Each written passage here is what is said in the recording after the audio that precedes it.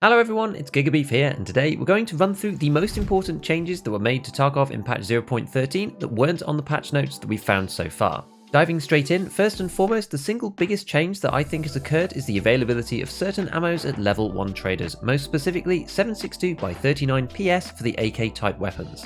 Last wipe, PS got buffed and was heavily overused at the beginning, but now PS is on level 2 Prapor, meaning that you cannot buy it from the regular traders anymore. I've speculated previously that this would be a good change, although when I imagined it, you'd then have T45 on Prapor 1 with 30 pen to use instead.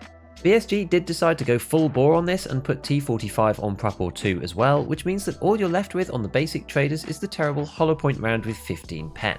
Fortunately, scavs still do spawn with plenty of PS, so finding it in raid is still pretty easy, and it does feel good when you do because it's more of a scarce resource now. This trend is not 7.62 specific though, and continues with the removal of M855 from Peacekeeper 1 as well, joining 9x19 PST at level 2 traders instead. We're starting to get to the point where the ammos that you want to use early, you're going to have to go out and find them in raid directly. There are a couple of other AK style weapon nerfs to availability, firstly regarding 30 round magazines. These were removed from the level 1 traders in a previous patch, but you used to be able to get one from the weapon that you bought, for example the VPO 136 with Skier. Now, in patch 13, all of the weapons come with 10 rounders as standard instead, so you can't just snag a 30 from the initial purchase and then supplement it with 2 other smaller mags. Finally, the AK-100 series handguard has been locked behind a quest. Which one, I'm not entirely sure yet, but this prevents us from making some of the builds that we used to be able to do where we could add a foregrip and a laser easily right at the start. Because of these changes making it harder to get the higher power calibers working, there does seem to be a resurgence in players using the Mosin. At 35k and with LPS purchasable from Prapor 1, it's basically the hardest hitting ammo that we have easy access to that deals with class 4 armors. While the Mosin is not for me, I can 100% see why some people are now using it, and it's also good to get your sniper skill up early if you're that way inclined. There have been some other changes to modding too, most specifically for AR-15 handguards being split into 2 parts. If you look at the stock M4, the basic handguard now comprises of a top and a bottom part, presumably to allow the attachment of the new underbarrel grenade launchers. Much speculation has gone on as to what the negative ergo penalty will be for these things, and from seeing people finding the first few for the AK platform, it appears that -35 is the number that we're looking for, which is absolutely brutal. However, interestingly, we can see that there is a hefty recoil reduction number here as well. 8% is really a very large number. You can probably see where this is going already by thinking about it for a few moments. In the past, lots of really heavy attachments with bad ergo used to come with recoil bonuses as well, such as scopes and drum mags. These were mostly removed. The one remaining is the horrible night vision scope for the AKs, which still retains its 5% recoil reduction, because this incentivized people to use these specific attachments to get min recoil, causing really odd, unrealistic builds. I'm pretty sure that you'll be able to attach both of these parts at the same time, so with the AKMN's base recoil of 188, that will remove a whopping 15 points from the weapon, although at the cost of a vertical foregrip. However, this still probably removes about 5 or 6 recoil from the previous lowest recoil AKMN. Kinda crazy. Let's address the elephant in the room regarding quests. Yes, we might see some changes later down the quest lines, but for the time being, it appears that the starter quests are exactly identical to the way they were before. You can still get level 2 from identifying items, you can still get the Jaeger letter from introduction from mechanic, and you can still complete debut with Jaeger's shotguns. Streets has no starter quests, and we're still looking for gas analyzers and Salewas from therapist. I think this is a bit of a disappointment to be honest, but let's see what happens to the rest of the quest lines before we make too many judgments. Next, let's take a look at the Propitol nerf. Yes, that's right, the one stim that everyone used all of the time has had its painkiller effect taken away, which is a massive deal. Most of the value of the Propitol is this painkiller effect, used in a pinch or even to pre-med quickly, which when combined with the HP regen made it a catch-all useful stim that many players used every raid. Without the painkiller effect, I'm not sure how useful this will be now. We're starting to see the stats of the other new stims, with the Obdolboss 2 showing even better performance than the original, in particular 2 stamina recovery and 2 HP regen, which is like an SJ6 and 2 old Propitols combined in terms of healing speed, but the negative is now even worse at plus 80 damage except the head. With a 30-minute timer still, I think this is only really usable at high levels of immunity, as most players won't want to take that downside, but it could be really good for training skills if you're that way inclined.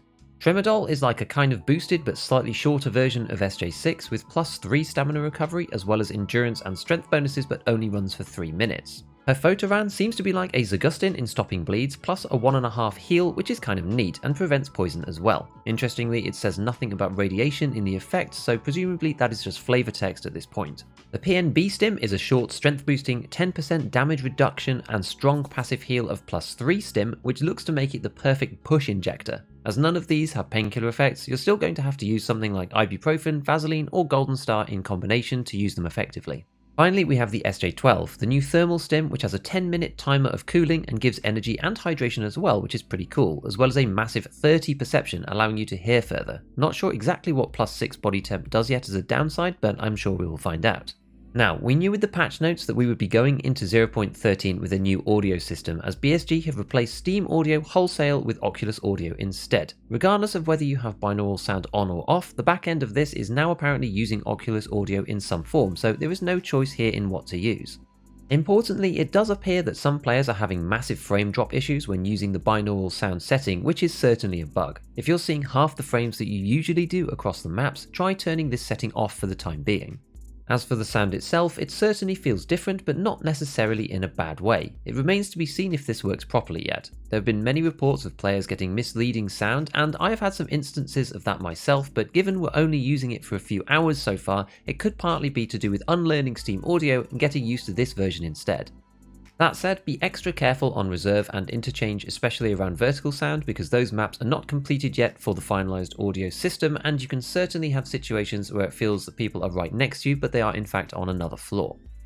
In terms of the new weapons, so far I have used the AUG a little bit, and it feels kind of like the MCX to me. Its vertical recoil when compared to an MDR, with admittedly 10 more recoil points, was very low, but the horizontal recoil is fairly harsh, and there is a pull to the upper right corner, so you're going to have to get used to this a bit before firing it confidently.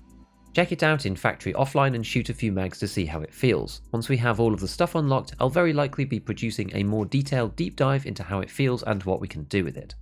Do remember to go and collect your New Year's gift from your profile on the Escape from Tarkov website after logging in, as this will contain the AUG and some mags plus ammo, which is where I got mine from. So now, when selling guns and parts to the traders, one cool feature is that you can see the prices of each of the individual parts. Navigate to the trader screen that you want to sell to. I'm using Mechanic here naturally for selling weapons, and when you open up the gun information, you can see that each part is now labelled with a cost. This means that we can now determine what is worth stripping down and selling without having to move through as many menus, which is a nice quality of life adjustment. As for the last couple of things, at least for this video, be very careful when in game, as apparently Santa is still present here and there, ready to absolutely tank your scav karma if you kill him. I'm sure you'd probably rather not take the -1L right away at the beginning of the wipe. Also, if you're struggling with streets and extracting, our man Rima has put out another version of his map with the relevant extracts labelled as well, which is super helpful. Using this and a nice guy's video on the landmarks within the map makes playing it much easier, and I swear by this version of the map as it's most understandable for me. If you didn't see the patch notes yet, go and check out my video with a quick breakdown of those. Otherwise, as usual, a big shout out to all my patrons. Hit all the buttons if you enjoyed the video, and as always, have fun in your raids.